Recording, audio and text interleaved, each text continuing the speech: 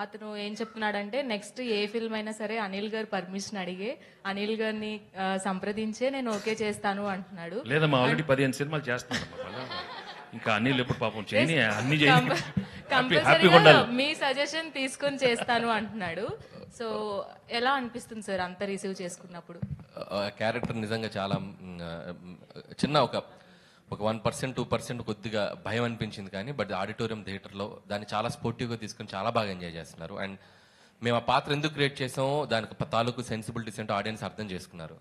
అది రీచ్ కూడా మామూలు లేదు. ఇంకా ఇందాక మన ఆయన అడిగినట్టు ఇంకా సెకండ్ హాఫ్లో పెట్టొచ్చు కదా మేము అనుకొని కూడా ఎక్కడో సరే ఆపాం. సరే ఓకే, సీక్వెల్ ఉంది కాబట్టి ఎప్పుడైనా నెక్స్ట్ ఫర్దర్గా వాడిని అడిగాము. అప్పటికి నేను క్లైమాక్స్ లో అడిగా, నేను అనిల్ తను కదా ఫైట్ చేసేటప్పుడు సార్ కొట్టమా నాన్న ఏదో అన్నాడు కదా. సో వెంకీ గారు అడిగారు ఇంకా పెట్టాలి అని. బట్ మాకు ఎందుకంటే వెళ్ళే స్క్రీన్ ప్లేలో అన్ని క్యారెక్టర్స్ ని మేము కంక్లూడ్ చేసుకుంటూ రావడం జరిగింది.